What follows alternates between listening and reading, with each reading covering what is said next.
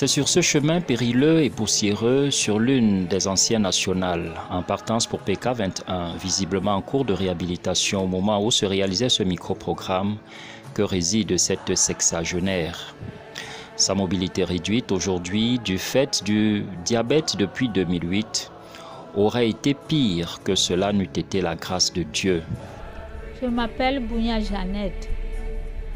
J'ai 64 ans. Originaire de Ndobiaka, département Yabassi. Ma mère était morte en 2005. En 2008, la maladie m'a attaquée. Je suis allée à l'hôpital. La machine a dit que c'est le diabète, que c'est héréditaire puisque ma maman est morte de ça. Après, ça a évolué jusqu'à un niveau que ça a pris mes 2 pieds et après l'autre pied a baissé. L'autre, la maladie a évolué sur ça. Ça a fait une ampoule et quand on a décapé l'ampoule, c'est devenu une plaie, c'était fini. J'ai fait 1 mois, 1 semaine à l'hôpital La Quintini et après être sortie, la plaie était finie mais le pied là continuait à faire des ampoules.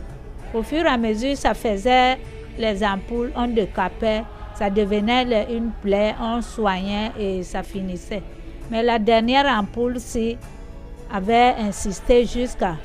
J'ai fait les hôpitaux et je me suis retrouvée à Bonabéry où le docteur a demandé l'amputation parce que la radio avait dit que l'os était déjà atteint. Il n'y avait plus moyen de décaper pour que ça guérisse. Il fallait seulement couper le pied. La guérison de sa jambe que vous observez aujourd'hui relève d'un miracle de Dieu, alors que la dite jambe, au vu de son état désespéré, dégageant des odeurs nauséabondes, le diagnostic du médecin était favorable à une 2e amputation, non plus au niveau du genou, mais presque au niveau de la hanche. Après 1 semaine, le docteur vient regarder l'amputation. Il dit que l'opération a raté. Il faut qu'il monte avec l'opération au niveau de la jambe. Mes soeurs lui demandent que, docteur, ça n'a pas réussi ici au niveau du genou. C'est au niveau de la jambe que ça va réussir. Il dit que ce n'est pas lui qui dit, il ne sait pas. Mais le pied là va même prendre beaucoup d'argent. Combien? Il dit que non, ce n'est pas lui qui dit. Mais il voit seulement ce qu'il parle là, il voit. Il voit que c'est comme ça que ça doit se passer. Nous sommes là à l'hôpital, c'est comme ça, les appels, l'église, les frères viennent me visiter, les soeurs viennent me visiter, les prières par-ci par-là. Un mardi donc, papa Raphaël à Tanganas vient à l'hôpital. Il me dit que tu sais qu'aujourd'hui, on a culte enseignement biblique à l'église, mais j'ai préféré venir passer le culte ici avec vous. Il s'assoit. Nous étions nombreux là dehors. Entre-temps, le pied avait déjà pourri que ça a lâché. La chair et la peau ont lâché l'os. Et la plaie s'était seulement empirée. Le pied était devenu pire. C'est pour ça qu'on programmait la 2e amputation. Papa ouvre un passage biblique. Papa Tangana Raphaël ouvre un passage biblique. Il nous exhorte. Il nous exhorte et il prie. Il met la main dans la poche. Il enlève ce qu'il avait enlevé. Il m'a donné. C'est là où ma petite soeur, qui était le jour-là à l'hôpital, celle qui m'a suivie, me dit que Jeannette, j'ai oublié de te dire que notre belle tante t'a envoyé les nouvelles. Elle dit qu'elle ne viendra jamais te rendre visite parce que c'est ta têtutesse qui a fait qu'on te coupe le pied. Elle t'avait dit que partez chez Eric. Elle voulait t'amener chez Eric à Maxima. Tu avais bien accepté. Après, tu as refusé. Donc, comme tu as été têtu de son conseil, elle ne viendra jamais te rendre visite. Je lui dis que parle en français pour que papa aussi t'entende. Il écoute ce que... Papa s'est assis. Et puis, elle a parlé donc en français.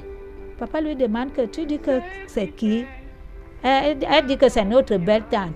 Elle persévère où? Elle dit qu'elle persévère là-bas chez Eric à Maxime Andokoti. Papa lui dit que va lui dire que tu as rencontré le berger de Jeannette à l'hôpital. Elle a dit que si c'est la concurrence des dieux, lui à Tangana, le Dieu qu'il a cru et qu'il sert, il n'y aura pas de deuxième amputation. C'est nul et sans effet. Il va voir. Va dire ça à ta belle tante. C'est comme ça que papa part. Nous entrons dans la chambre. Là où ma petite soeur me demande que tu as entendu ce que ton pasteur a dit? Je dis qu'on a parlé sur beaucoup de sujets, je ne m'en souviens plus. Elle me dit qu'il a dit que j'aille dire à notre belle tante que lui à Tangana, le Dieu qu'il a cru et qu'il sert, il n'y aura pas de deuxième amputation. Si on n'ampute plus le pied là, je vais entrer dans votre église. Elle me dit que tu crois? Je dis que oui, je crois. C'est un homme de Dieu, non, je crois. Elle me dit que tu aimes ça trop. Toi, tes églises, tu n'as jamais douté. Je dis que oui, c'est un homme de Dieu. Après, c'est passé comme ça. Nous nous sommes endormis. Papa était à l'hôpital un mardi. Papa Tangana était un mardi à l'hôpital. On programmait la deuxième amputation mercredi prochain. Vendredi, ma nièce est venue donner l'argent pour la deuxième amputation. Samedi matin, les gars qui travaillent toujours, ils sont toujours là-bas, qui travaillent toujours à l'hôpital, sont venus entrer dans ma chambre samedi matin, très tôt à 5 heures. Ils m'ont salué. On dit que Mbombo, nous allons revenir faire ton pansement. Mais pas comme à l'ordinaire. Et ce n'est pas le docteur qui nous envoie, il n'est pas à la maison. On va faire ça brut, Mbombo, parce que la chambre là n'est plus bien pour toi. Tu ne dois plus entrer dans la chambre là. Mais si tu obéis au conseil qu'on te dit, mais si tu n'obéis pas, tu vas rentrer là-bas, mais ce n'est pas bien pour toi. On vient, je dis oui. Après, ils viennent avec le matériel. Ils ont travaillé comme ils ont travaillé le pied là, ils ont travaillé, ils ont redressé ça avec 2 petites planches et 2 oreillers. Ils ont donné les consignes à mes soeurs que ne la faites pas bouger le pied là parce que Mbombo ne doit plus rentrer dans la chambre là. Ce n'est pas bien pour elle. Après, ils m'ont dit au revoir, qu'ils doivent partir avant que la relève n'arrive. Et c'est comme ça qu'ils sont partis. À 6 heures, les autres ont commencé à venir. À venir me dire bonjour. Bobo, on a fait ton pansement? J'ai dit oui. Hey, on a déjà fait le pansement de Bombo? J'ai dit oui. Bombo, c'est vite fait, hein? J'ai dit oui. Après, lundi matin, le docteur est venu. Alors que le docteur, habituellement, il venait à 9h, 10h.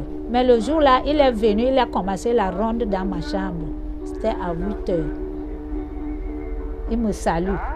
Il me dit qu'il a voyagé et c'était brusque. Il ne m'a pas dit au revoir vraiment. Il demande pardon. J'ai dit oui. Après, il y avait au moins 10 prêtres et 5 infirmières sœurs. Et les infirmiers simples qui travaillaient à l'hôpital. Ma salle était pleine. Et c'est comme ça que le docteur leur demande, les 2 gars là, qui sont restés faire mon pansement. C'était François et Michel. Ils m'appellent même jusqu'à présent. Il leur demande que vous êtes donc restés faire le pansement de Mbombo. Venez nous expliquer, détacher. Ils ont détaché. L'os était couché là comme le banc là. Et puis ils ont commencé à expliquer avec leurs termes médicaux. Ils ont expliqué. Le docteur leur demande que ici où la chair et la peau ont lâché l'os, comment est-ce que ça va se passer? Dites-moi. Ils lui ont dit que docteur, ça ne fait rien. Voici 2 ouvertures. On met 50 compresses ici, 50 compresses ici. Au fur et à mesure, on vient faire le pansement. Ça va attirer la chair et la peau. Ça va couvrir l'os. Il dit que d'accord. Et ici où l'os est sorti, là, ici, là, comment ça va se passer? Ils lui ont dit que docteur, ce n'est pas un problème. Ça n'a pas de souci. 2 personnes venaient faire le pansement de Bombo, maintenant c'est 4. D'autres vont tenir ici, vont soulever, et d'autres vont décaper jusqu'à on arrive à la chair sensible. Puis le traitement va commencer. Le docteur leur a demandé que vous n'êtes pas sûr que l'infection va monter jusqu'au niveau, ça va dépasser. Il dit non, l'infection ne va pas monter. Le docteur leur dit que d'accord. Moi vraiment, je n'avais aucune expérience. Mais depuis que je travaille ici avec vous, Bombo va faire bientôt 4 mois. Les gens viennent, on les impute les membres, ils partent. Bombo est toujours là avec son pied. Je vous demande que on se retire en 4 minutes pour vous demander qui a une expérience pour le pied de Bombo là. Mais vous n'aviez jamais réagi. Ils n'ont pas répondu à la question, à ce que le docteur avait dit. Ils sont restés seulement tranquilles. Après, le docteur demande un appareil. Il dit que c'est la saleté qu'il enlève là pour envoyer à la machine pour un 3e antibiogramme. Après, c'est comme ça qu'après 1 semaine, les résultats sont donc venus et le médicament 15 comprimés, il a programmé. On a acheté, il a programmé. Dès qu'on a commencé à m'administrer ça, après 2 semaines, il est encore revenu voir, pendant qu'on faisait le pansement, il a demandé qu'on l'appelle, on l'a appelé, il est venu regarder. C'est comme ça qu'il soulève les yeux, il me regarde dans les yeux, il me dit que Bombo, l'antibiogramme, là, notre Dieu est puissant.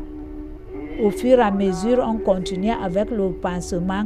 Ici était déjà fermé. Moi, je ne sais même pas comment expliquer ça. Le plaie finissait vite. Les creux qui étaient là se sont fermés rapidement. La chair est montée rapidement. C'était un miracle. Les paroles ne suffiront jamais pour remercier le Seigneur tel que fredonne Bombo. Je ne sais comment te rendre grâce, Seigneur. Je ne sais comment te remercier. Les paroles de ma bouche sont très insignifiantes pour exprimer ton amour pour moi. Le Seigneur Jésus-Christ certainement n'a pas voulu que Bombo subisse sa 2e opération. Nous ne pouvons que lui dire merci Seigneur pour ses bienfaits. Nous sommes à PK21. Vous avez certainement suivi le témoignage fort édifiant de Bombo qu'on appelle affectueusement la sœur Jeannette Bougna. Vous aussi, vous avez une expérience à partager. Contactez-nous simplement au numéro de téléphone qui s'affiche au bas de votre petit écran pour qu'ensemble, nous partagions les bienfaits de l'Éternel à travers vos témoignages. Bonsoir. Les paroles de ma bouche sont très insignifiantes pour exprimer ton amour pour moi. Assailli de tous côtés par ce qui en veulent à ma vie, il me suffit de crier à toi. À moi une pauvre créature